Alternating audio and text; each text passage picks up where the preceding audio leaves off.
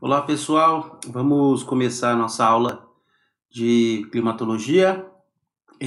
Hoje nós vamos falar de um elemento da climatologia, né, da meteorologia, das ciências atmosféricas, bastante conhecido, bastante comum e bastante importante, tá? Para o ciclo hidrológico, ele é o fator de entrada do ciclo hidrológico mais importante que a gente tem, tá? E a gente conhece ele como precipitação. É comum a gente aqui no Brasil chamar de precipitação a chuva, né? A chuva é um dos meios de precipitação que a meteorologia conhece, certo? Então a gente tem outros meios de precipitação que não são chuva, por exemplo, a neve, né, e outros meios de precipitação. Então, no caso, a precipitação, se a gente fosse usar um nome talvez um pouco mais correto, seria de chamar de precipitação pluvial, né? Precipitação pluvial aí sim seria a medida, né? Tanto que quando a gente tem um instrumento de medida, a gente tem um pluviômetro. O pluviômetro é que mede a pluviosidade, que aí é uma questão de chuva na forma líquida que a gente conhece, ok? Então, bastante importante a gente só pensar nesse ponto, mas não tem problema, aqui no Brasil a gente tratar como precipitação a chuva de maneira geral. Mas é só para a gente entender, tá? Então a precipitação, o conceito dela é toda forma de umidade que se deposita sobre a superfície terrestre, ou seja, água em formato de líquida que se deposita na superfície terrestre, e ela é a principal entrada, como eu já falei, de água no sistema, né? No sistema hídrico, no ciclo hidrológico. O principal sistema de entrada de água é a precipitação. E aí ela pode ser na forma de precipitação pluvial, orvalho, geada, granizo e neve. Na aula passada a gente já falou um pouco sobre orvalho, geada principalmente, né? Que para muita gente orvalho e geada ainda era formato gasoso, não, mas é água em forma líquida, tá? Isso aí tá na aula passada, quem precisar voltar aí, dá uma voltadinha na aula passada, que é a aula sobre umidade atmosférica. E a aula passada não, né? A aula passada foi vento, a aula retrasada, né? O capítulo 6, que fala sobre umidade. Então, a precipitação pluvial, que é o que a gente chama de chuva, é a principal forma de precipitação, tá? Especialmente em regiões tropicais e subtropicais, que é o nosso caso aqui, né? Regiões tropicais e até subtropicais. Em regiões subtropicais, temperadas, a gente já começa a ter processo de neve, inclusive aqui em regiões entre trópicos é muito raro você ter neve. Não é impossível, mas é muito raro. A gente vai ter neve em regiões tropicais, por exemplo, em altitudes muito grandes. Então, por exemplo, existe relato de neve, por exemplo, no Pico das Agulhas Negras, que é um pico que está, se eu não me engano, a 2.800 metros, que fica aqui na Serra da Mantiqueira, inclusive, 2.700, uma coisa assim. Então ele está numa altura muito grande, pensando, né, nesse processo, ali é possível você ter algum tipo de formação de uma coisa semelhante à neve, um processo de cristalização, ou talvez uma transformação aí direto de vapor em sólido, né? Uma sublimação direta, e essa sublimação direta ela forma uns cristais de gelo semelhantes à neve, né? Então, nesses locais muito altos, é possível que a gente tenha um processo desse, tá? Mas a gente também vai ter que ter ele associado a temperaturas baixas, a frente fria, no inverno, né? Diferente do que a gente vai ter, por exemplo, em lugares que estão a 5.000, 4.000 metros de altitude, que esses locais a gente vai ter, por exemplo, no Chile e na Argentina, onde eles estão ali na Cordilheira dos Andes, em locais muito altos, que eles já são subtropicais, já estão Então já são locais onde a gente não tem insolação direta, como tem, por exemplo, até os trópicos, né? Então ali existe aquela condição de formação de neve eterna, porque por conta da pressão, da temperatura daqueles locais, então ali a gente tem formação de neve recorrente, tá? É eterna, aquela neve não desfaz nunca. Tá? Então, claro, a altitude vai interferir nisso. Mas, em geral, em regiões subtropicais, a gente começa a ter a possibilidade de ter neve, mas o mais comum é ter precipitação. Tá? Que aí a gente pega para o sul do Brasil, Paraná, Santa Catarina, Rio Grande do Sul. E já existem relatos de neve? Existem, né? Uns anos para trás aí, se eu não me engano, que ano que foi aquilo? 2015, 2016, 2015, acho. Que nevou em 96, 98 cidades aí no Brasil, inclusive aqui no Paraná, divisa com São Paulo, né? Bem próximo aqui do trópico. Num dia muito frio, condição de atmosférica propícia à neve, né? E acabou nevando em várias cidades. Mas são coisas extremamente raras de acontecer. O normal de regiões tropicais e subtropicais próximos ao trópico aí, né, na região próxima ao trópico, o comum é a gente ter precipitação pluvial mesmo, e geada e orvalho também é uma coisa bastante comum, né? A gente não falou muito sobre geada, acho, né? A gente falou mais na outra aula de orvalho e de neblina, né? Que também é uma condição de água na condição semelhante ao orvalho, né? Na condição líquida. A diferença é que a neblina ela não está em contato com a superfície terrestre, tá? Diferente da geada que está ali em contato, e o orvalho também.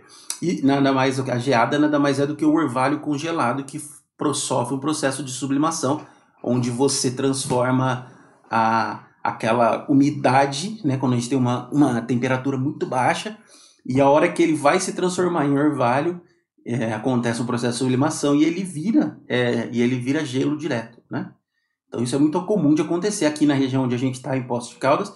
É muito comum ter geada, né? Por conta da altitude também, né? Na Serra da Mantiqueira, em geral, nos lugares mais altos da Serra da Mantiqueira, principalmente aí acima de 1.200 metros, 1.300, é comum a gente ter geada no inverno. E por que também? Porque na Serra da Mantiqueira é um lugar muito úmido. Então, para ter condições de precipitação, tem muita relação com umidade, por isso que a gente está falando de umidade aqui, porque para ter precipitação a gente precisa ter umidade, né? Então a gente precisa de umidade para essa umidade se transformar em precipitação. E é o que a gente vai falar um pouquinho aqui, principalmente.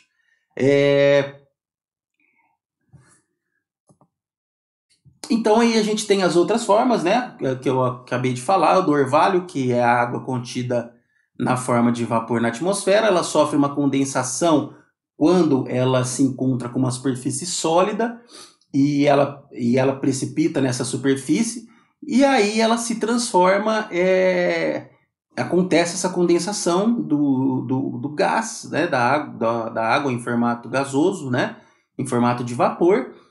Quando ela troca calor, esse gás ele troca calor e perde, né, calor para a superfície, ele muda de estado e se transforma em líquido, né? Aí na imagem dá para ver bonitinho aquele orvalho que fica sobre as plantas, né? Para a gente é muito comum o orvalho que fica, por exemplo, em cima do carro, no para-brisa, né? Que é aquelas microgotículas de água, mas elas já são em formato de líquido e elas estão sobre um carro, por exemplo, ou sobre uma superfície. Isso é muito comum quando você chega num lugar, por exemplo, uma mesa que está no tempo, né? Ela não está coberta, e você chega nela um certo horário à noite, de manhã, e você passa a mão, ela está molhada. Só que a hora que você olha, você vê aquelas microgotículas, e você passa a mão, ela tem o aspecto mesmo de estar molhada, porque ela tem essas microgotículas de água que foram condensadas ali e formaram o orvalho, né? A geada é um processo, como eu falei, semelhante ao orvalho, só que ele é um processo onde acontece o quê? Essa perda de calor, imagina uma superfície que está muito gelada, muito fria, a condição da atmosfera né? Lembra que a gente falou que a gente vai abaixando a umidade até transformar em orvalho. Mas imagina que essa condição da atmosfera ela está com temperatura abaixo de zero, ou na condição,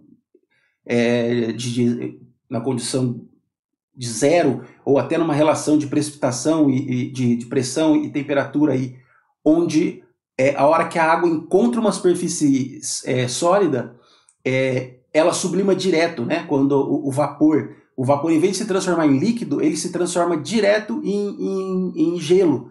E aí tanto que se a gente olhar a geada, ela é diferente do gelo que você faz na sua casa para beber, né? Aquele gelo de bebida, ele é translúcido, né? Ele tem uma característica bem específica, duro.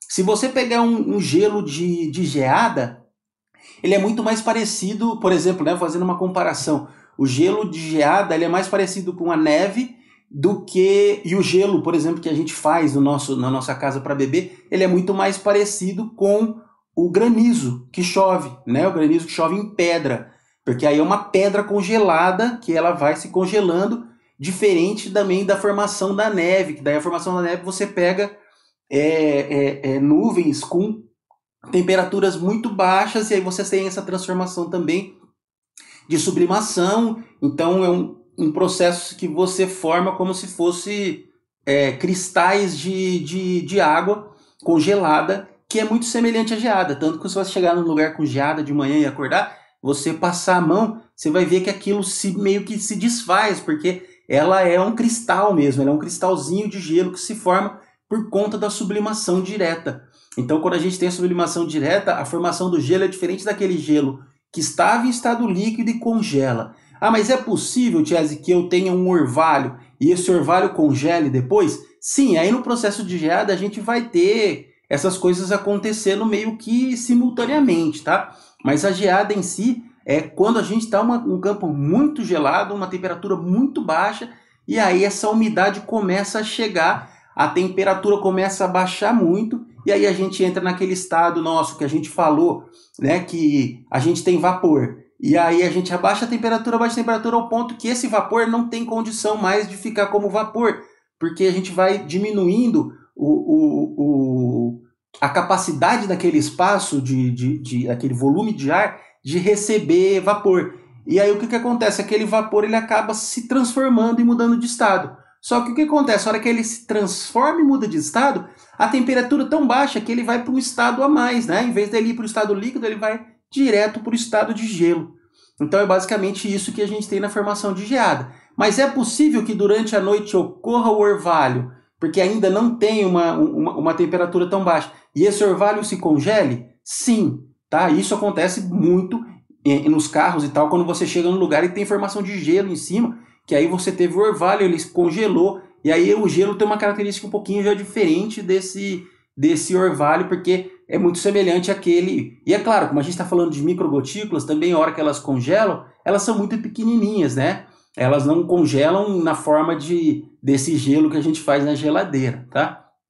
Então a geada é basicamente isso, quando a gente tem essa sublimação aí da transformação do estado gasoso para o estado de gelo direto, do estado sólido direto, e aí ele fica esse visual aí que a gente tem na foto, bem branco, assim, ele é meio acinzentado até, por causa do cristal, ele não é translúcido, então ele é meio acinzentado, meio esbranquiçado, assim, né, não é um branco, branco como a neve, né, assim, ele tem uma característica diferente, até porque ele tem a coloração do chão que está embaixo dele, porque ele forma uma camada pequena, né? Então ele tem uma coloração diferente. Aqui em Poços é muito comum geada, no inverno aqui, na Unifal principalmente, durante o inverno, as geadas acontecem durante dias e dias e dias seguidos. Se você chegar na Unifal às 6 horas da manhã, 6:30 da manhã, você vai ver que tá com a maioria da grama ali tá com geada. É claro que a geada, e é isso que faz, que é muito ruim, né, para as plantas e para as culturas, né, quando você fala, nossa, teve uma geada muito forte, atrapalhou, queimou as culturas de hortaliças e coisas do tipo, né, que acontece realmente, porque você tem um gelo ali e aí nasce o sol, né? E acaba o sol acaba ajudando a queimar aquelas plantas porque por causa do gelo, e aí você tem uma insolação grande. Isso é muito comum de acontecer, né? Então, até o que se faz, muitas pessoas que cuidam de hortas e tal, fazem o quê? Elas normalmente acordam antes ou a hora que o sol está nascendo e molham. Porque se ela molhar, a água da torneira não vai estar na temperatura do gelo. Então ela vai molhar, né? O ideal é que se molhe, porque a hora que você molha, você derrete aquele gelo e a hora que o sol vai bater, ele não vai bater mais naquele gelo e queimar aquela planta, né? Então é muito comum a gente no inverno a gente queimar, as plantas ficarem muito secas, até por conta, mas tem gelo e tem, só que é uma formação de gelo, aí você tem uma insolação, essa insolação derrete e se evapora, mas de uma forma prejudicial às plantas, e as geadas são muito prejudiciais à agricultura, principalmente, tá? O granizo e a neve, eles são processos muito semelhantes, né? De formação. A diferença básica aí, que é como eu falei para vocês, é que o granizo é a formação de gelo mesmo, né? De tamanho mínimo aí de 5 milímetros. Então 5 milímetros é meio centímetro, né? Então é umas bolinhas de gelo que podem chegar até recentemente aqui na região, né? No sul de Minas aqui, choveu granizo, precipitou granizo, né? Em tamanhos grandes, aí bolinhas de 2, 3 centímetros de diâmetro. E eles são bastante perigosos, né? Porque você imagina que é uma bola de gelo caindo do céu, né?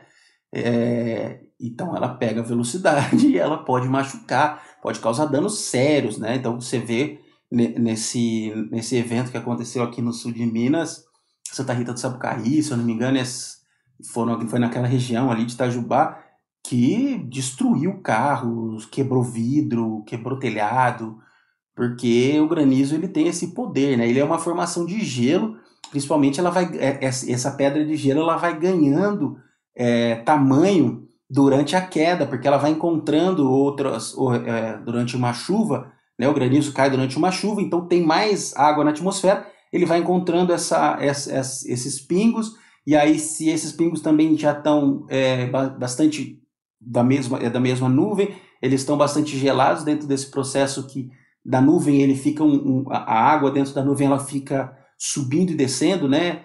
Fica tendo troca ali dentro e ali tem uma temperatura baixa. Normalmente essas nuvens de granizo são nuvens que têm 7, 8, até 10 quilômetros de altura, né? Imagina do topo da nuvem até a parte mais baixa da nuvem, a gente tem aí 7, 8 quilômetros, 10 quilômetros. Então são nuvens muito grandes, muito altas, e aí você tem em 10 quilômetros você tem uma diferença de temperatura aí enorme, né? Do topo da nuvem para a parte mais baixa da nuvem. Então você tem um processo ali de gelo e água se transformando e gás. Então você tem a água nos 3 estados ali naquela nuvem e aquele processo ali vai forma gelo, e a hora que esse gelo cai, ele vai encontrando outras gotas e vão congelando junto. E aí o granizo ele acaba sendo muito irregular por conta disso, né?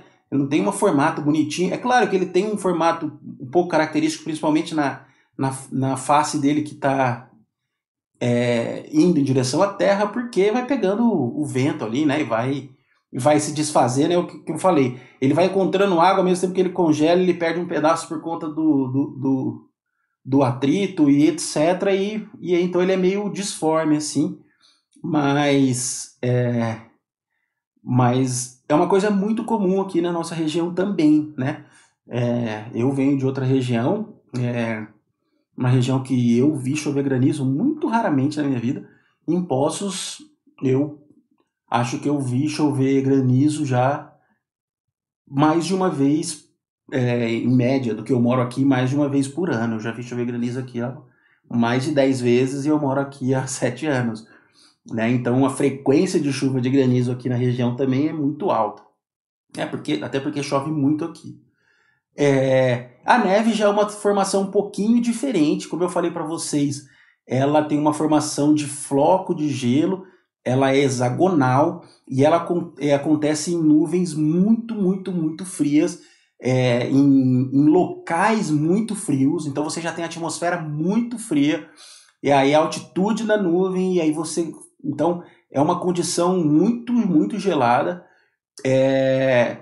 E aí você tem esse processo que é mais semelhante à sublimação do que esse congelamento do líquido. Esse processo de transformação direta de vapor em gelo, vapor em gelo, vapor em gelo. E aí a transformação direta do vapor em gelo tem essa característica de formar cristais hexagonais aí. E aí eles são mais parecidos, né? Um exemplo interessante é que hoje, eu não sei quem de vocês conhece, mas talvez nas repúblicas isso seja muito comum. Nas geladeiras antigamente a gente não tinha esse sistema que tem hoje de frost free e tal, e ela descongela, né? Mas as geladeiras de república são assim. Sabe aquele gelo que vai formando no congelador, que chega uma hora que você não tem mais espaço? Você tem espaço para pôr uma garrafa de cerveja ali no meio. Se você olhar aquele gelo e pegar um gelo que você pôs para congelar dentro de um recipiente, de um Tupperware ou de uma forma de gelo, e você raspar aquele gelo do que fica no canto ali no congelador, você vai ver que eles são gelos diferentes. Eles dois são gelos, são água em estado líquido, em estado sólido, desculpa. Mas você vai ver que eles têm características diferentes, porque aquele gelo que se forma no congelador, que a gente não quer, é um gelo que se forma sem a gente querer, ele é exatamente esse processo. Você tem umidade entrando na geladeira, aí ela chega no congelador, aí existe esse processo que a gente falou de diminuição da temperatura para a umidade que está ali dentro. O que ela faz? Na hora que ela encontra a superfície, ela sublima e vira gelo. Então a gente vê que aquele gelo ele é um gelo cristalizado, tanto que se você passar a mão, um pedaço dele vai cair, o pedaço vai descongelar na hora, porque ele é um gelo que está nesse formato de cristal hexagonal, diferente daquele gelinho que a gente fez para pôr na bebida. Tá? Então seria talvez essa a nossa diferença. A gente pegar a nossa geladeira antiga aí, que forma esse gelo, e lá dentro tiver uma forminha de gelo, se a gente tirar um gelinho aquele gelinho tem uma característica bem parecida com o granizo. E se a gente pegar aquele gelo que ficou ali do lado do nosso congelador que se formou, ele é um gelo mais parecido com a neve, mais parecido com a geada, que é um gelo de cristal, que ele é formado principalmente em processos de sublimação, tá? Que é essa transformação direta.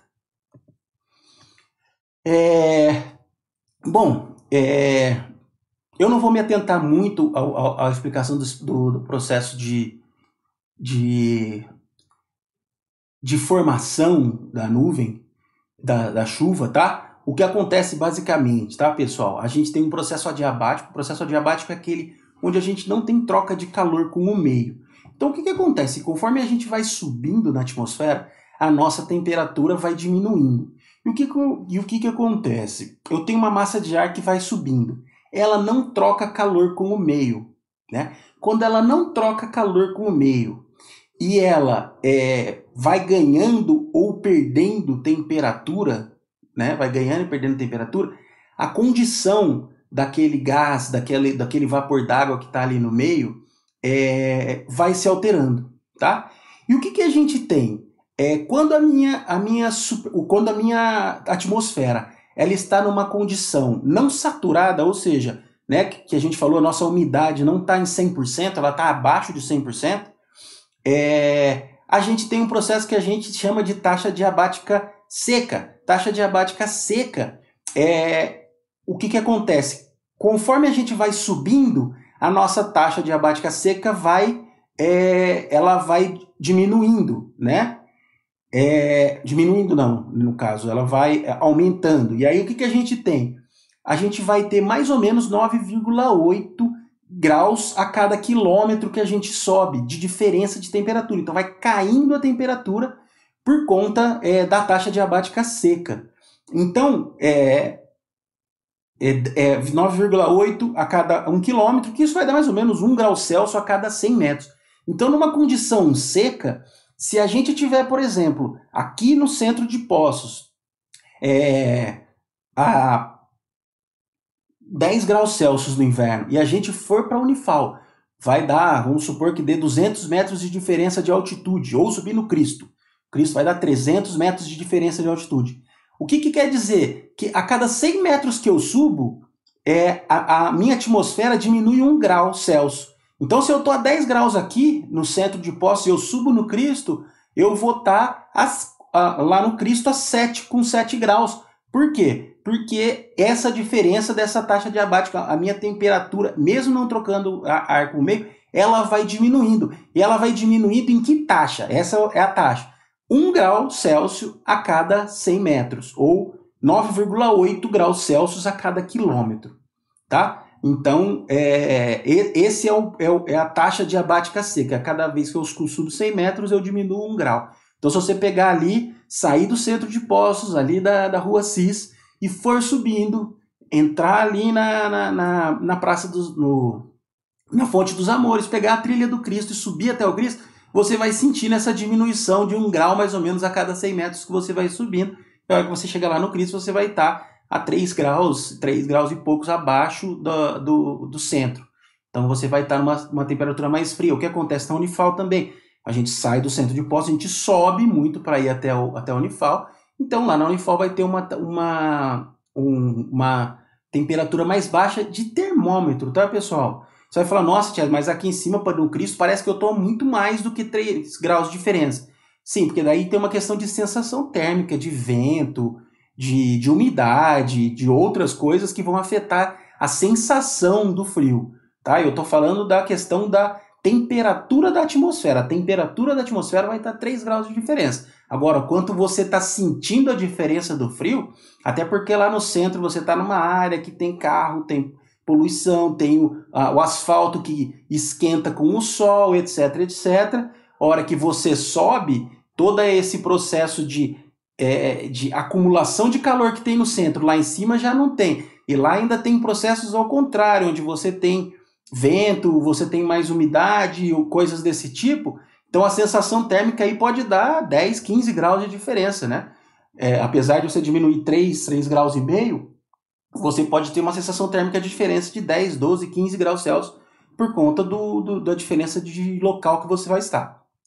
Mas a temperatura da atmosfera é mais ou menos isso que acontece. A cada 100 metros que eu subo, eu diminuo 1 grau Celsius quando eu estiver com a minha atmosfera em estado não saturado, ok?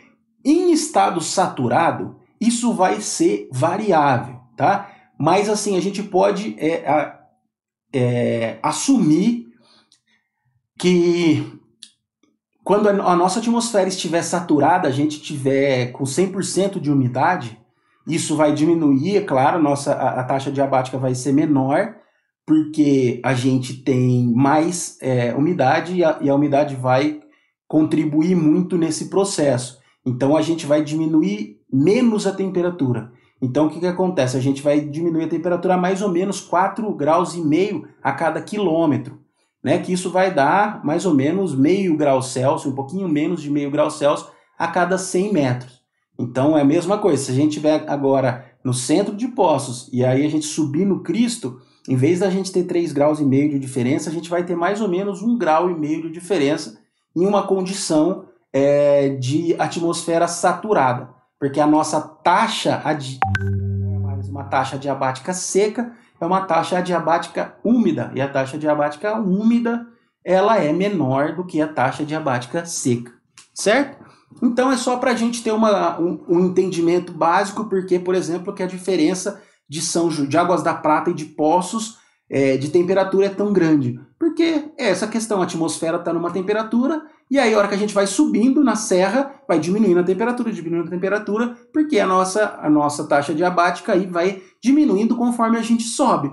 Por isso que eu falei para vocês que, por exemplo, lá na Agulhas Negras, ou lá na Cordilheira dos Andes, quanto mais alto a gente está, mais frio vai estar. Claro, por conta dessa diminuição da temperatura natural que acontece quando a gente sobe em altitude. Certo? Então, nuvem é o conjunto visível de gotas de água ou cristais de gelo ou de ambos em suspensão na atmosfera. né? Mas fala, pô, Dias, mas tem gelo na atmosfera e por que que esse gelo não cai, né? É porque ali a gente tem uma formação, né, dentro da nuvem, ela ali dentro, a água adota um comportamento específico, porque dentro da nuvem a gente tem muito vento, tanto principalmente na vertical, e o que acontece é quando a nuvem ela rompe essa ela rompe com essa estabilidade mecânica aí e ela desmancha. Isso é muito comum, a gente vê aquelas nuvens altas, né, em formato de bigorna, que a gente chama de cúmulos nimbus, a gente vai falar um pouquinho mais para frente. Quando a gente vê uma nuvem daquela chovendo, parece que aquela nuvem despencou mesmo, porque você começa a ver a nuvem despencar e ela vai se desfazendo. Por quê? Porque é um processo totalmente diferente de um cirrus ou de um stratus, uma nuvem stratus, que é uma nuvem diferente, né? E a gente vai falar um pouquinho mais para frente aí. Mas o interessante é que dentro da nuvem a gente tem água ali em todos os formatos, tá? Gelo, líquido e gás, que é aquela formação que a gente costuma ver, mas a gente sabe, né, que as nuvens têm características totalmente diferentes, né? A gente mesmo tem essa capacidade de olhar e falar, essa nuvem aí tem cara de que vai chover, né? Por quê? Porque, claro, as nuvens têm características específicas e a gente sabe quando é uma nuvenzinha, aquela nuvenzinha que parece de desenho de criança, de desenho animado, que é aquele um algodão ali no céu pequenininho, aquela nuvem, você fala, não, aquela não vai chover, né? Porque é um tipo característico de nuvem que a gente conhece. Mas aquilo é uma nuvem normal, é uma quantidade de gotas de água que passam a se tornar visíveis porque elas se juntam ali e formam aquela nuvem ali, tá? Então, para ter nuvem, a gente precisa ter 3 componentes primordiais. Um é vapor d'água, a gente precisa ter água, certo? A gente precisa ter resfriamento do ambiente. Para a gente ter o que no resfriamento do ambiente, pessoal? Aquela mesmo processo que eu falei para vocês da neblina. A gente diminui a temperatura para fazer o quê? Para nossa umidade passar a transformar o gás em água, certo? O vapor d'água em água em estado líquido. Por isso a gente tem que ter resfriamento do ambiente. E a gente tem que ter um negócio muito interessante chamado núcleo de condensação. O que é um núcleo de condensação? Pessoal, o núcleo de condensação é algum material que a gente vai ter onde vai se formar um processo semelhante ao orvalho que vai começar a água se tornar líquida em forma desse núcleo. O que é muito comum da gente ter? A gente tem muito sal, por quê? Por conta dos oceanos. A gente pode ter particulados em geral que são emitidos, por exemplo, em processos de uso de terra, de mineração, essas coisas que sobem. Então, qualquer grão sólido que é um núcleo de condensação que a gente tiver, e o vapor d'água diminuir a temperatura do ambiente, o vapor d'água encontrar esse núcleo, trocar calor com ele e se transformar em estado líquido, aí vem o outro vapor, encontra ele e a gente vai aumentando o tamanho dessas gotículas. E essas gotículas vão passando a ficar visíveis para a gente. Isso é um processo de formação de nuvem. Tá? Então a gente precisa de ter um núcleo de condensação, obrigatoriamente.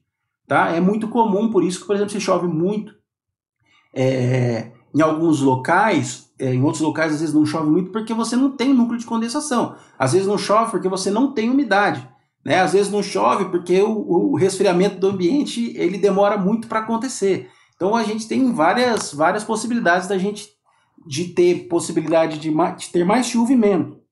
No litoral, por exemplo, a gente tem muita umidade. A gente tem o resfriamento do ambiente natural, em taxas adiabáticas comuns aí, só que a gente tem muito núcleo de condensação, né? Porque ali no processo de evaporação do NaCl, do sal, que está no mar, então é um núcleo de condensação bastante comum de acontecer, tá? E E o que acontece, por exemplo, dentro desse núcleo de condensação? Vamos pegar, por exemplo, uma cidade que a gente tenha muita indústria, né? Indústria química, coisas desse tipo. Pô, e aí imagina que eu tenho... todo mundo já deve ter escutado falar sobre chuva ácida. A chuva ácida é um processo que acontece exatamente nisso. Só que o núcleo de condensação nosso é um ácido. Então a gente tem, por exemplo, ácido sulfúrico, ácido clorídrico, que estão no ambiente, e aí o vapor d'água ele forma a gota em volta dessa partículazinha aí, desse ácido. E aí é isso que a gente chama de chuva ácida. É quando o núcleo de condensação da nossa gota de água é um ácido. E aí isso tem um poder de prejudicar, de destruir muita coisa, né? Principalmente plantações e etc. Porque imagina que é um lugar onde emite muito ácido na atmosfera, e aí esse ácido é transformado e vira o núcleo de uma gota de chuva, aí, de um núcleo de condensação. Então o nosso núcleo de condensação passa a ser ácidos. E aí isso forma o que a gente chama de chuva ácida, tá? A chuva ácida, então, nada mais é do que o núcleo de condensação nosso ser um ácido. Entendido? É bom explicar isso porque existe muita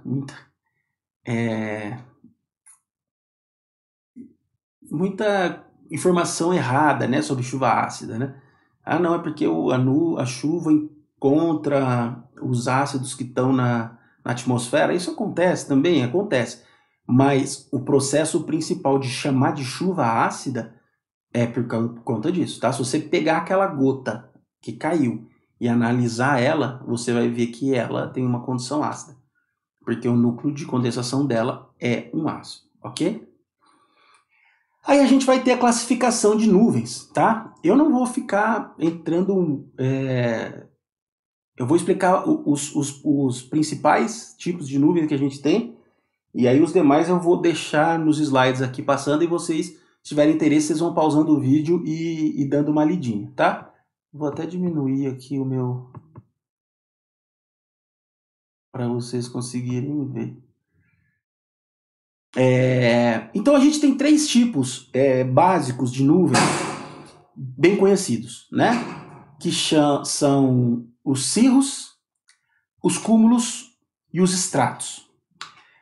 E aí na nossa definição diz que cirros são nuvens fibrosas, altas, brancas e finas, apresentam desenvolvimento horizontal e não dão origem à precipitação. É aquela nuvem que eu falei para vocês de desenho animado, né? Aqueles algodõezinhos que formam em alguns lugares que você vê bem branquinho, né? Elas são finas normalmente, bem brancas, e você olha para ela, você sabe que aquela nuvem não vai chover, né? Então essas nuvens são chamadas de cirros.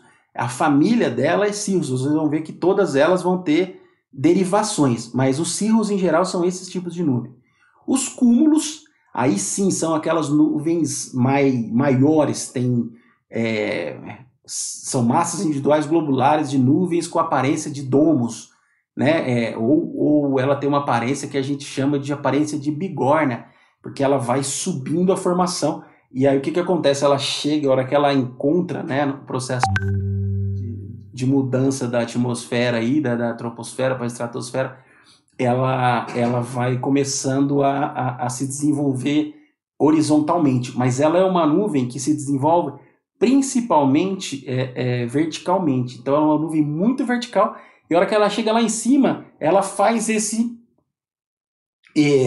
formato para o lado, assim, né, que é como se fosse uma bigorna mesmo, né? Ou não sei quem sabe o que é uma bigorna, mas se não souber, é como se fosse uma cartola de mágico ao contrário, né? Pensa uma cartola de ponta cabeça. Você tem um negócio, uma estrutura reta subindo, a hora que ela chega lá em cima, lá, né, que é a aba da cartola, só que imagina essa aba da cartola mais larga, tá? Então, essas nuvens, elas têm esse formato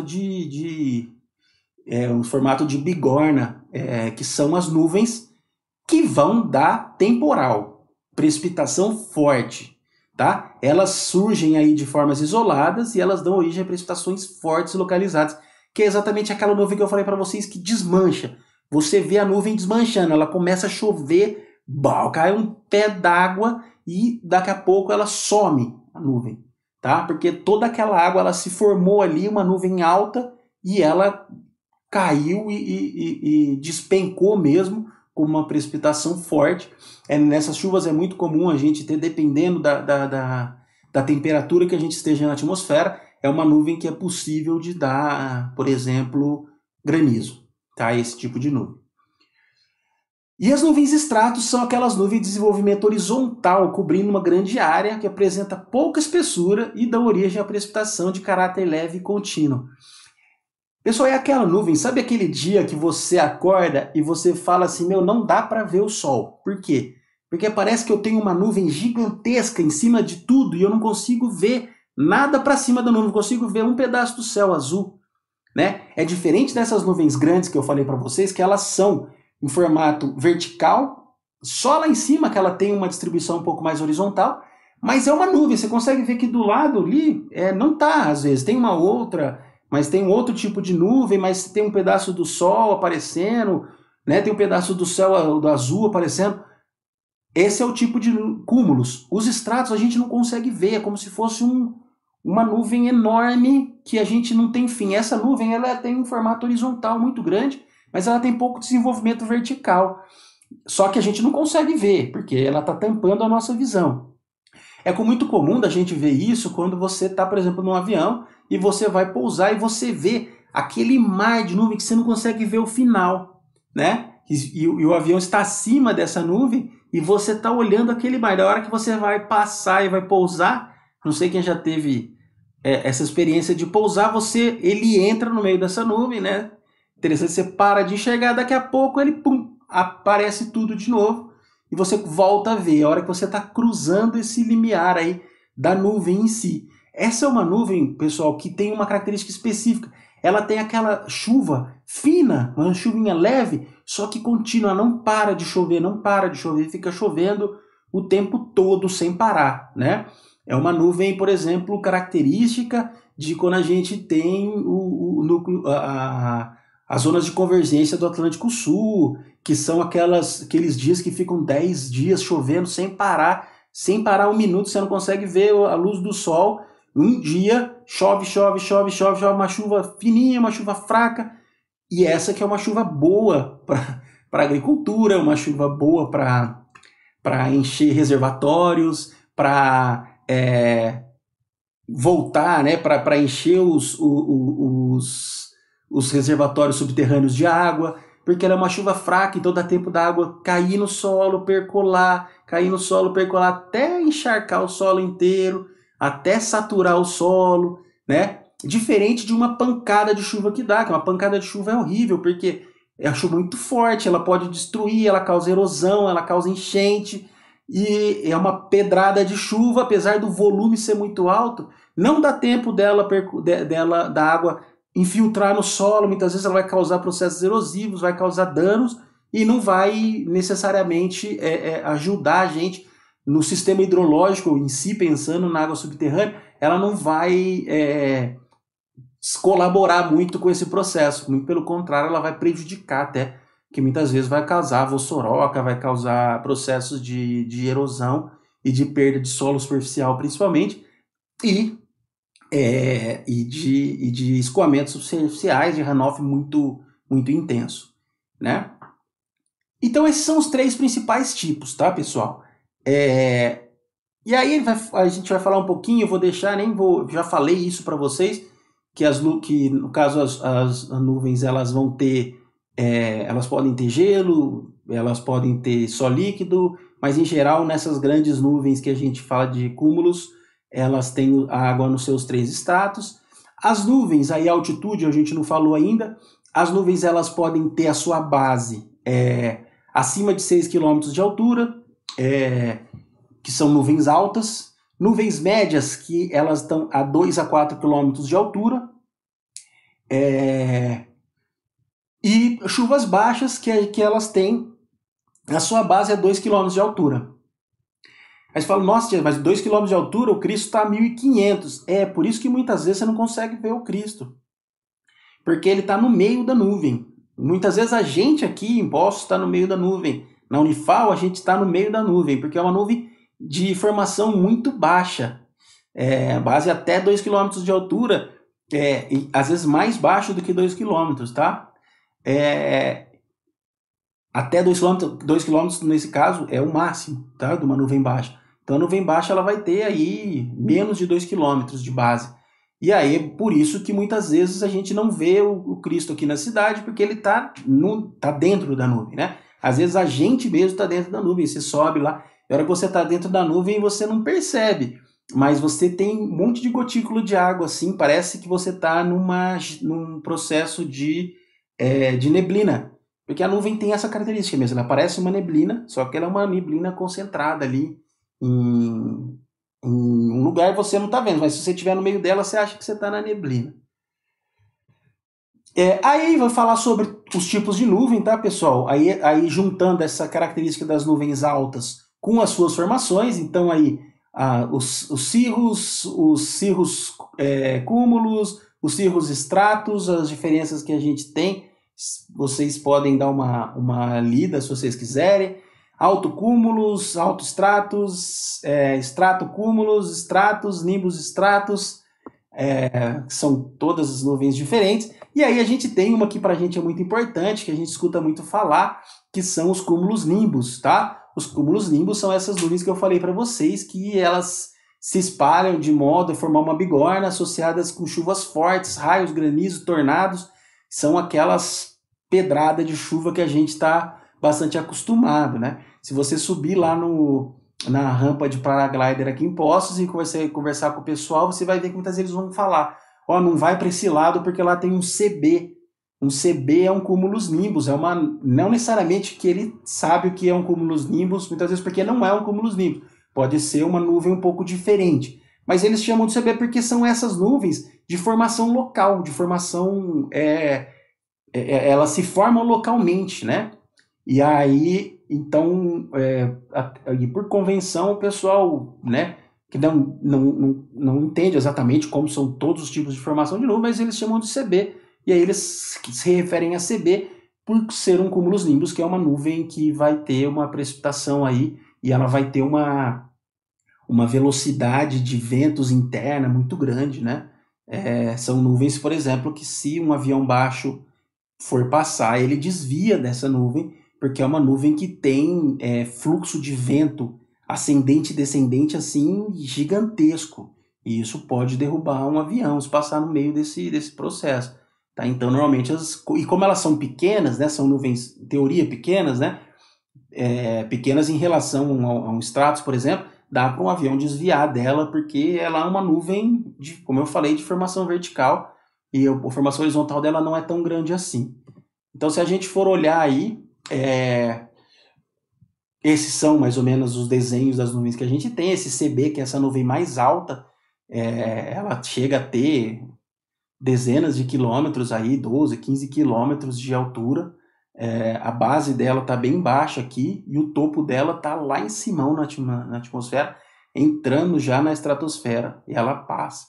E aí os nimbus estratos, que também são nuvens que chove bastante, que são aquelas nuvens que eu falei para vocês, bem baixas, que aquele dia que a gente fala, nossa, o dia tá feio, né? Tá uma chuvinha, né? A temperatura até diminui um pouco, e a gente vai falar um pouquinho mais sobre isso mais para frente. Mais para frente, nesse caso, começar a falar sobre isso agora, né? Que a gente vai falar um pouquinho de massas de ar, tá? Então, junto com as chuvas, é muito comum essa associação que a gente faz, né? De chuva, principalmente o pessoal da roça, o pessoal mais antigo, né? Eles faziam algumas associações muito interessantes, né? Que não estão erradas, mas também não estão certas, né? Sobre processos de a relação da chuva com a temperatura, massa de ar. Tá? Vou falando e aí a gente vai dando esses exemplos aí. Então as massas de ar, elas são grandes volumes mesmo de ar, que ao se deslocarem lentamente ou estacionarem sobre uma região, elas adquirem características térmicas e de umidade da região, tá? Então, essas massas de ar a gente não vê, mas o tempo todo a gente está com massa de ar passando aqui, né? E quais são as massas de ar mais comuns que a gente tem aqui, mais comuns de acontecerem aqui na região onde a gente mora, aqui no Brasil, principalmente, tá? A gente tem as massas de ar que são formadas, né? As árticas e as antárticas, né? Antárticas, que são as mais comuns que vêm pra gente, que vêm da Antártida. As massas polares, que vêm dos polos, em geral. As massas tropicais, que se formam em cima dos trópicos. E as massas equatoriais, que se formam na linha do Equador. E aí a gente tem, dependendo da superfície onde ela foi formada, se é uma massa de ar, por exemplo, tropical continental, que ela se formou em cima do continente, ou tropical marítima, equatorial marítima, porque ela se formou em cima do mar, tá? Então, as principais aqui da América do Sul, equatorial continental, que forma-se na região da Amazônia, causam chuvas quentes e úmidas, as massas de ar são quentes e úmidas. As massas equatoriais marítimas, que formam-se sobre o oceano, causando chuvas. As tropicais continentais, que se formam na região do Chaco, quente e seca, causam poucas chuvas. As tropicais marítimas, que se formam sobre o oceano e causam poucas chuvas. A polar marítima, que se forma nas regiões subantárticas, elas são frias e secas e causam chuvas frontais, que a gente vai falar um pouquinho melhor sobre isso daqui a pouco. E a Antártica continental, que se forma na região da Antártica mesmo, durante todo o ano. São as massas de ar que a gente vai passando, elas vão se deslocando e vão passando na região onde a gente está. O que acontece, basicamente, tá, pessoal? E aí a gente vai falar uma palavra um pouco mais usual do jargão de vocês. Então a gente tem duas massas de ar. Imagina, uma massa de ar que está vindo, né, seja lá continental, tropical, marítima ou marítimo ou continental, que seja tropical, polar, sei lá. E aí eu tenho uma outra massa de ar. Essas duas massas se encontram. Em geral, elas não vão ter a mesma temperatura. Uma vai ser mais quente, uma vai ser mais fria, certo? Não necessariamente quer dizer que a massa de ar quente ela seja realmente quente, que dê calor. Ela pode ser simplesmente mais quente do que a outra, né? Uma pode ser uma massa de ar muito fria, que esteja lá, em média, 3, 4 graus de temperatura do ar atmosférico, e a outra esteja 10. Não quer dizer que a 10 seja quente, é que ela é mais quente que a de 4. E o que acontece, basicamente, né? A massa de ar quente ela é menos densa, ela costuma subir, e a massa de ar mais fria, que é mais densa, ela costuma fazer um processo de cunha, que a gente chama, né? Então ela empurra a outra, ela pode empurrar dependendo de como ela esteja vindo, né? E da forma que você vê ela. E nessa transição que acontece, nessa cunha, a gente chama isso aqui de frente. Então, sabe quando você está vendo o cara falando sobre previsão de tempo e ele fala, tá vindo uma frente fria. Então, o que está acontecendo? É costume a gente chamar isso de frente fria, porque, na verdade, então você está vindo uma massa de ar mais fria do que a que está hoje aqui. Então, a gente tem uma massa de ar que está hoje aqui na nossa cidade, por exemplo, e está vindo uma massa de ar mais fria que está empurrando essa. Então, aqui a gente tem a frente, certo? E o que acontece? Essa característica que a gente tem da frente e das diferenças de temperatura entre uma massa e outra, elas podem causar situações totalmente diferentes. Então, o que acontece? A gente pode ter, por conta das frentes aí, a gente pode falar que a gente tem chuvas pré-frontais. O que significa pré-frontal? Eu tenho uma chuva pré-frontal. Antes da frente chegar, ou seja, eu tenho uma massa de ar, essa outra está empurrando. Antes de eu passar pela transição entre as massas de ar, tá? Entre as massas de ar que a gente tem, E antes de eu passar essa transição, que a gente chama de frente, vem uma chuva, que é uma chuva pré-frontal. Antes da frente passar, ela chove. Então, por isso que é muito comum o pessoal dizer o seguinte: choveu, então vai esfriar. Né? Os antigos falam isso, o pessoal da roça fala assim: ih, choveu, então vai esfriar. Será que isso é verdade? É verdade em alguns casos, tá, pessoal? Nem sempre isso é verdade.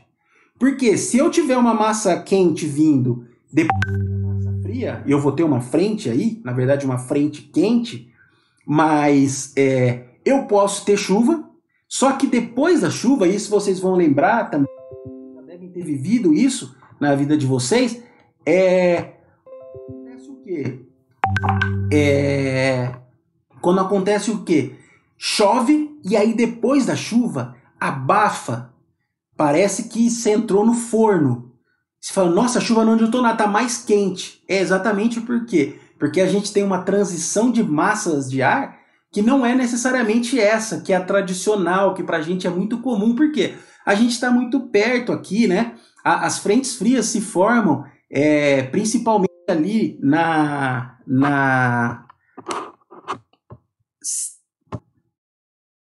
elas se formam ali na região da Antártida, ou ali embaixo no sul da América do Sul, e ela sobe. Então a gente tem muita subida de frente fria, tá? E as frentes frias elas não sobem muito. Então, por exemplo, a realidade que a gente vive aqui no Sudeste, no sul do Brasil, não é a realidade, por exemplo, do Nordeste, porque no Nordeste quase nunca chega uma frente fria. Por isso que lá até não faz muito frio. As frentes frias elas sobem pensando que a gente tem a América do Sul, assim, né? Ela vai subir beirando a Argentina, ali o Chile, Uruguai, passar pelo Brasil, sul do Brasil, sudeste, e ela começa a se deslocar em direção ao oceano. A gente normalmente tem um ciclone, que é formado, uma região de baixa pressão, que a gente já viu, que são regiões ciclônicas, uma região de baixa pressão que caminha junto com essa frente fria, e essa frente fria ela vai para o oceano e se desfaz.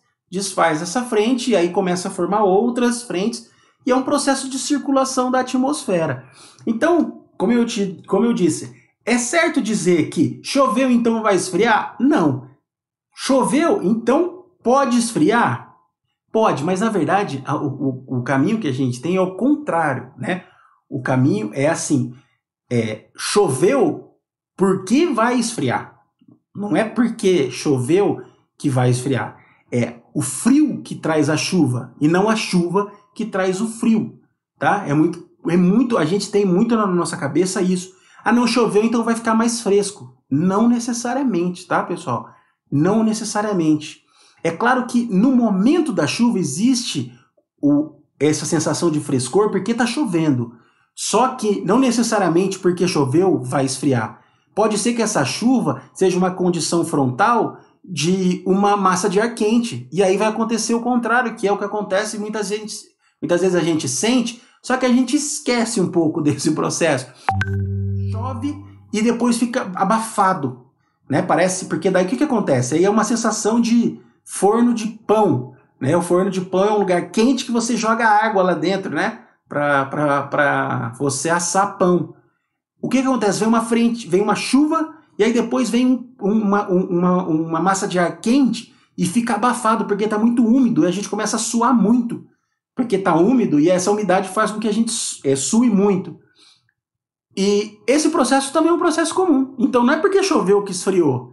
É o contrário. É que o frio está trazendo na frente dele, né? Na frente da transição das massas de ar, que é a frente, está trazendo uma chuva. Então é o frio que traz a chuva e não a chuva que traz o frio, tá? É que a chuva muitas vezes anuncia pra gente que está chegando uma massa de ar fria, porque é uma chuva pré-frontal ou uma chuva frontal que ela vem junto com a frente ou ela vem antes da frente fria. Mas ela pode vir junto ou antes da frente quente também. E a gente vai ver algumas das características que a gente tem aí. Então a frente é essa zona de transição entre duas massas de ar, uma mais densa e uma menos densa, tá? Isso sempre, uma vai ser mais densa e uma menos densa. E aí a gente pode ter variações bruscas de temperatura, pressão, vento, A frente pode ser, a massa de ar pode ser quente ou fria, dependendo do sentido que ela está vindo, né? Então a gente pode estar, o que está avançando em direção a gente, por isso que é importante sempre a ótica do observador, então está vindo em direção a gente uma massa de ar frio. Então está vindo uma frente fria para a gente, porque ela está em direção a nós, tá? Então a gente tem as frentes frias de deslocamento lento, que são aquelas frentes, e a gente pode ter também, tá, pessoal, frentes estacionárias, que isso acontece bastante, foi o que aconteceu, por exemplo, em 2014, aquela seca que a gente teve, né? O caso lá dos reservatórios que ficaram vazios, lá de São Paulo, da região de São Paulo, que os reservatórios de São Paulo ali, do Cantareira, ficaram vazios, né? A gente teve frentes estacionárias que estacionavam no sul do Brasil e que, em teoria, elas subiriam aqui para o sudeste, né?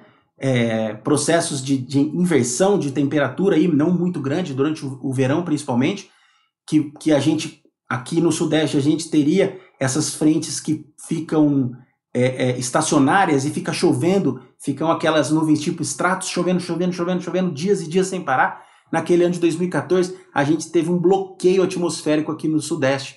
E esse bloqueio atmosférico aqui no Sudeste, ele impediu que a chuva subisse. Então as chuvas subiam até Santa Catarina, Paraná, paravam ali e iam para o oceano, paravam ali e iam para o oceano. Porque a gente tinha um bloqueio atmosférico que não deixava essa chuva chegar aqui. Por isso que a gente teve aquele período onde a gente teve uma falta de água tremenda aqui. Por quê? Porque essa chuva não chegava. Ao contrário disso, lá no sul do Brasil, estava tendo enchente em tudo que é cidade. Itaipu, que fica no Paraná, teve o maior histórico de jogar água fora, que a gente chama numa usina hidrelétrica. O vertimento é aquela água que não passa na turbina, que ela passa por fora. Bateu o recorde de vertimento da história de Itaipu, jogando quase mais de 50 milhões de litros por segundo de água fora o que estava passando na turbina, enquanto aqui não tinha água. Por quê? Porque essas frentes ficaram presas ali embaixo, a gente tinha um bloqueio atmosférico que não deixava essas frentes subirem, tá? Então a gente tem frente fria de deslocamento lento, frente fria de deslocamento rápido, frente quente e frente oclusa.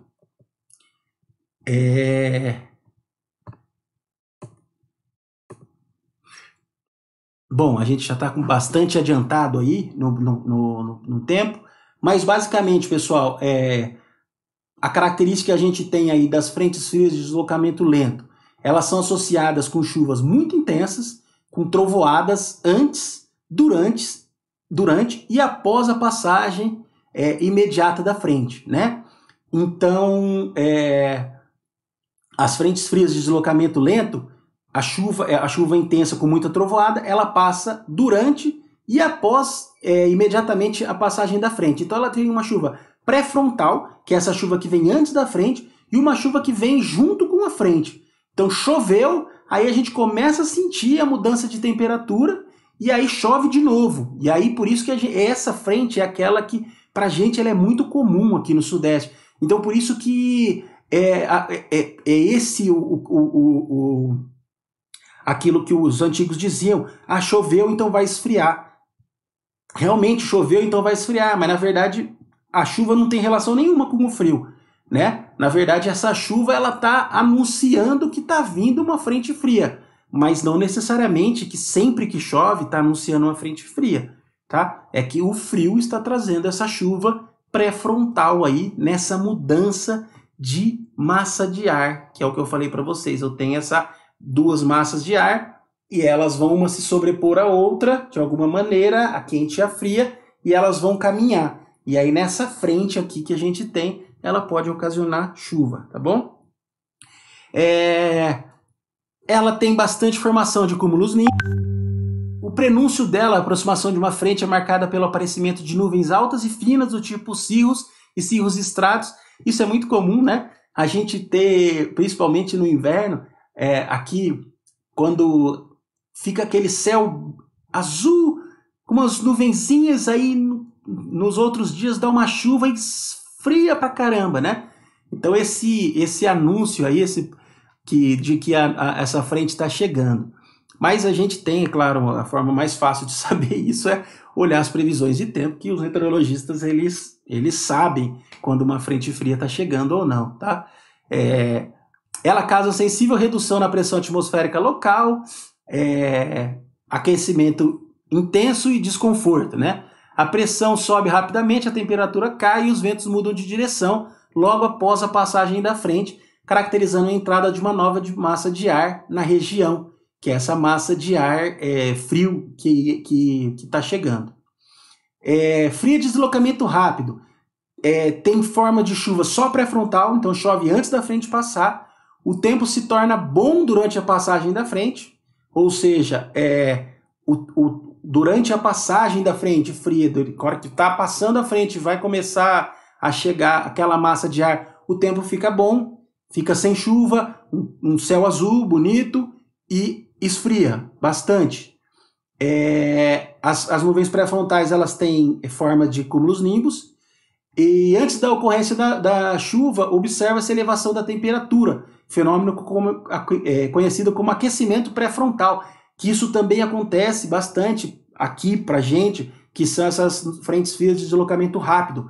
É aquele negócio que outro conhecimento popular que não está errado, mas por que eu falo, pessoal? Não é que o conhecimento popular esteja errado, ele está certo, só que ele não nem sempre é aquilo que as pessoas dizem. Sabe aquele negócio que a gente fala assim? Nossa, tá um calor de chuva. É exatamente isso aí, ó. É o aquecimento pré-frontal. Algumas vezes, quando esquenta muito, é um aquecimento e a gente sente isso. A gente sabe que é um aquecimento peculiar, é um aquecimento que dá e daqui a algumas horas ou um dia, meio-dia, vem uma chuva. E aí entra uma frente fria, né? Então esse aquecimento, assim, tá calor de chuva, tá sol de chuva, né? A gente costuma falar isso, os antigos falavam muito isso, e isso realmente acontece, pessoal. A gente só não pode sempre caracterizar que isso é verdade, né? Por quê? Porque não necessariamente, como eu falei, existe o aquecimento pré-frontal? Existe, mas existe outros aquecimentos semelhantes aos pré-frontais que não necessariamente causam chuva depois, tá? Então é importante a gente entender que, na verdade, o que está acontecendo? Tá vindo uma frente, aí uma massa de ar, aí a gente tem que entender qual é a massa de ar que está vindo, qual é a massa de ar que está hoje aqui na nossa região, e o que vai acontecer? Vai esquentar antes, depois vai passar uma frente fria com uma chuva, uma tempestade, depois o tempo vai ficar bom e vai cair um pouco a temperatura. Uma frente de deslocamento rápido, né? A frente fria de deslocamento lento, vai chover, aí vai esquentar um pouco, aí vai chover de novo, aí vai vir uma frente fria que vai demorar para passar, ela vai uma frente de deslocamento lento, ela vai demorar um pouco para passar, vai passar mais dias com frio, certo? A frente quente, ao encontrar ar estável no local, ela forma chuvas leves e contínuas, né, que é o que acontece no verão. Frente quente, frente quente, frente quente, e a gente tem formação de chuvas leves e contínuas, que são as chuvas que chove muito. Aí você fala, pô, Dias, mas no verão tem aquelas chuvas que a gente chama de chuva de verão. Chuva de verão não tem nada a ver com o sistema, tá, pessoal?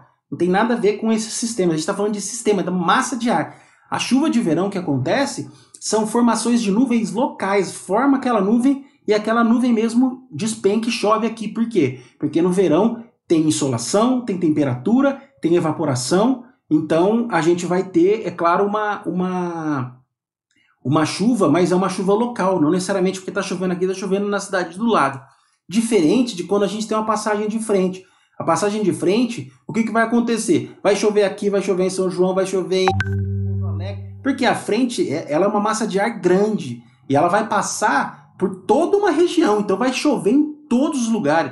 É o que acontece, por exemplo, quando está subindo uma massa de uma frente, se vocês olharem, não sei se já tiveram essa curiosidade de acompanhar, por exemplo, eu acompanhava muito isso quando eu trabalhava no CEMADEM, você vai vendo os pluviômetros, né?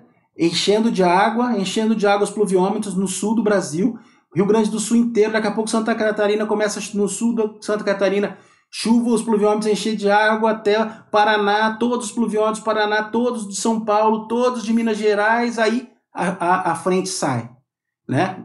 Em todos de Minas Gerais, porque você pegar o Triângulo Mineiro ali, já é uma região que chove menos, porque ele pega só o rabo da frente fria. Então, quando você vai vendo, como ela é uma massa de ar muito grande, normalmente esse processo acontece em muitos lugares. Não é uma chuva específica que dá em um lugar, tá? Como é no verão.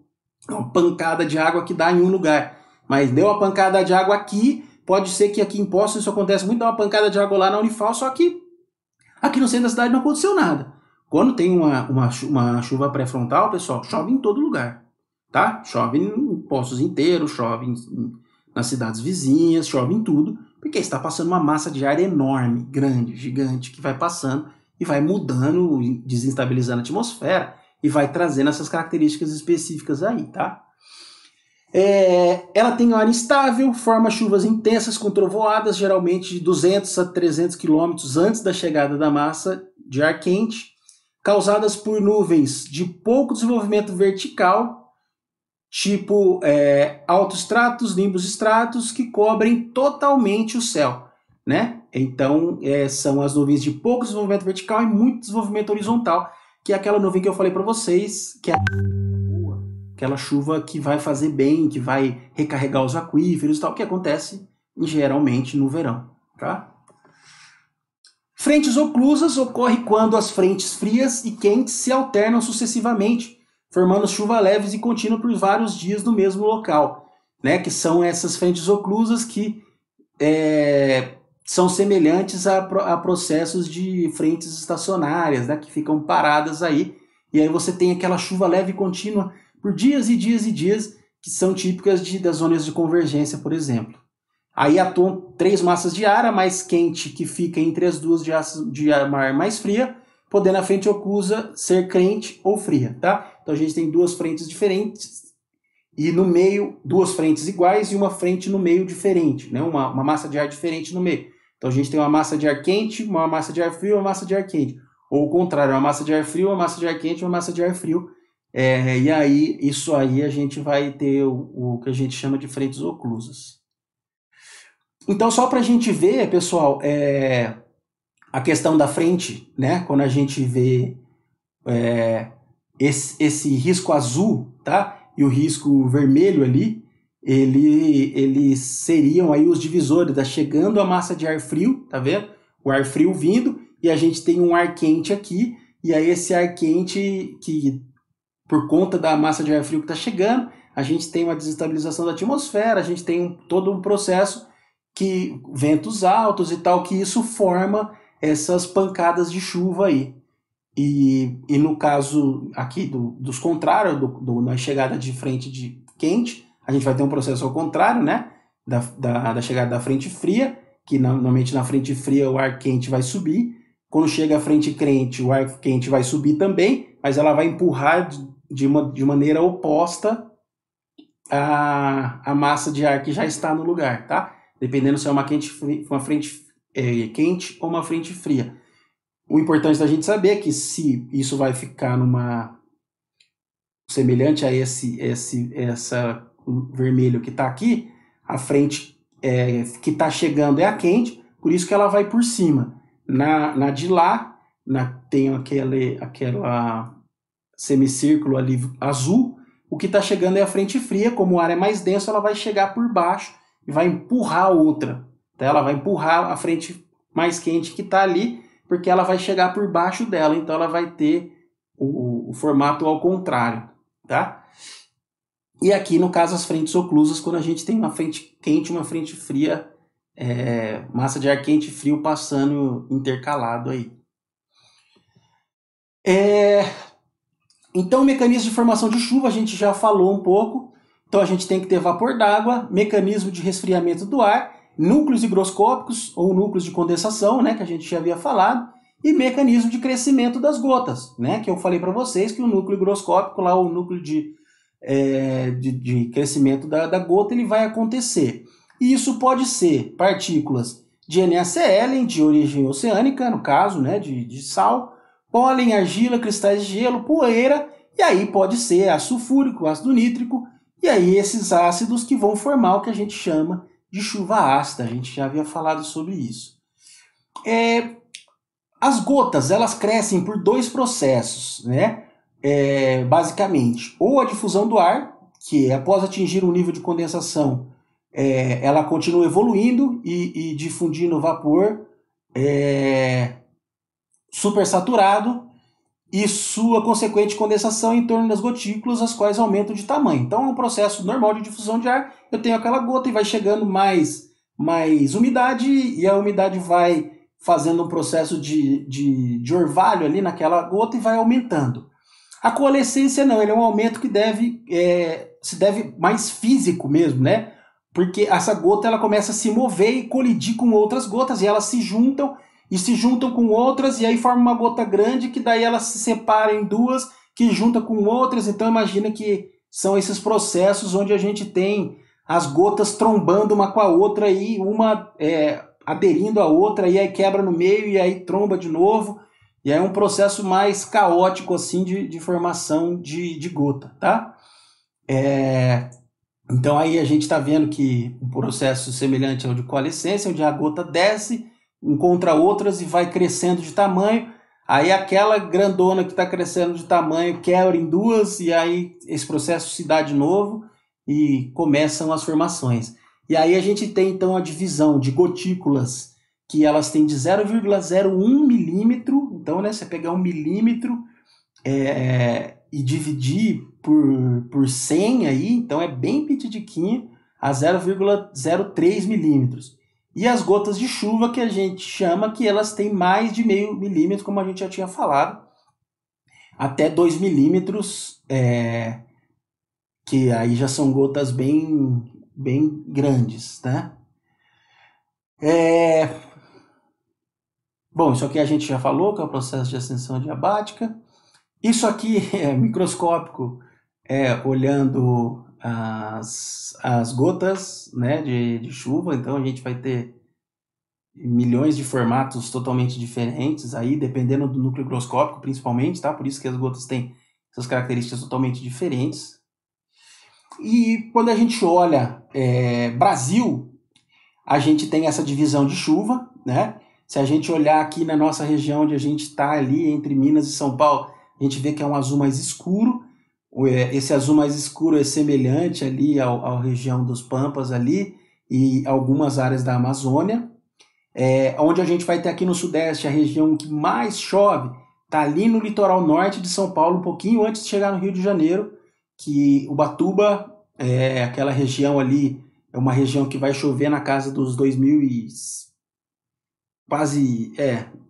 e poucos milímetros ali, 2.100, 2.400 milímetros, uma chuva bem alta. Aqui em Poços a gente vai estar ali entre 1.400 e 1.800, 1.500 e 1.800 milímetros, que é uma chuva bastante significativa já, tá? E a gente vai ter regiões do Brasil, lá no norte do Brasil, quase na divisa lá com a Colômbia, por conta dos Andes ali, principalmente, tá? Ali a gente tem uma influência dos Andes gigantesca, da Alta da Bolívia, de várias coisas ali, que faz com que as chuvas ali sejam acima de 2.700, 3.000 milímetros por ano, tá bom? Isso aí é um dado de médio de chuva de 1931 a 1990. Então, 60 anos de dados de chuva aí para chegar nessa média. Então, são médias bastante confiáveis. E ao mesmo tempo, tá, pessoal, a gente tem ali no agreste do Nordeste, se vocês olharem, tem uns pontinhos amarelos, tem 2 amarelos bem fortes ali, um no norte da Bahia, ali perto do Piauí, e um que fica ali entre a Bahia, o Piauí e Pernambuco, onde a gente tem regiões que chovem menos de 300 milímetros por ano. Tá? Menos de 300 milímetros por ano é um absurdo. Aqui em Poços, por exemplo, a gente chove 300 milímetros em um mês tranquilamente, assim. Em janeiro chove 300 milímetros aqui.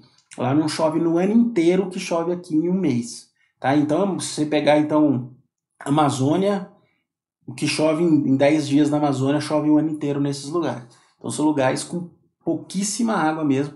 O Nordeste, em geral, a gente pode ver ali que é interessante, né? A costa do Nordeste tem uma chuva alta, boa, um índice de chuva alto, só que a hora que você entra um pouquinho para dentro do continente, coisa de 200 quilômetros para dentro do continente, 100 quilômetros para dentro do continente, você já tem a queda de chuva enorme ali. Tá diferente aqui, tá, pessoal? Como eu falei para vocês, a gente tem aqui a passagem das frentes quentes, dá para ver bem nitidamente onde as frentes frias passam, que é São Paulo, um pedaço de Minas Gerais ali, né? A gente tem as frentes. Aquela região do Nordeste, ela não pega frente quente, não pega frente fria, então ela não tem uma chuva diferente da Amazônia, que ali tem um outro negócio chamado ZECOL, que é zona de convergência de umidade ali, e ela tá ali naquela região que a gente já tinha estudado anteriormente, das zonas de ascendência da célula de Hadley. Então ali chove muito, ali tem muita umidade, chove muito. O Nordeste ali, aquele canto, não chove. Mas por que chove no litoral do Nordeste e não chove no interior? Porque no litoral do Nordeste tem um fenômeno chamado ondas de leste, que é uma chuva que vem do oceano e ela chove só no comecinho. Ela entra no continente e chove. Aí ela para de chover. Então ela não continua adentrando para o Nordeste. Só que, então isso que acontece? Na borda ali do Nordeste, nas cidades que estão na região litorânea, a gente tem um índice de pluviosidade alto durante o ano, por conta das ondas de leste. Só que no interior a gente já não tem esse mesmo processo. E ali é uma área que não chega a pegar as convergências de umidade da Amazônia, como pega aqui em Minas Gerais e São Paulo, Rio de Janeiro principalmente. Aqueles lugares ali, a convergência que vem da Amazônia, tá, pessoal? Essa convergência que vem assim, ó, de umidade da Amazônia, ela vai vir para essa direção, ela vai pegar aqui até o meio de Minas Gerais ali, dali para cima já começa a ficar um pouquinho mais complicado a questão de chuva, porque é uma área, vamos dizer que a gente não tem nenhuma condição física que ajuda a ter pluviosidade naqueles lugares, tá? Nos outros lugares do Brasil a gente tem uma condição de pluviosidade muito, muito boa, muito melhor. Aqui no estado de Minas Gerais, se a gente for olhar o lugar que mais chove em Minas, é aqui, onde a gente está exatamente, que vai chover entre 1.520 a 1.865 milímetros por ano, que é a região da Serra da Mantiqueira, tá? Então são os lugares que mais chovem aqui em Minas Gerais. Pessoal, a gente já está com 1h20 de aula. Eu vou deixar isso aqui para a próxima aula, então eu começo aqui no slide 25 para falar um pouquinho sobre as zonas de convergência, que isso é uma coisa bastante importante, a gente vai levar bastante tempo para falar sobre isso, ok? E aí a gente continua isso nesta próxima aula e já começa a falar do capítulo 9, que é o capítulo de evapotranspiração. Beleza? Até a próxima.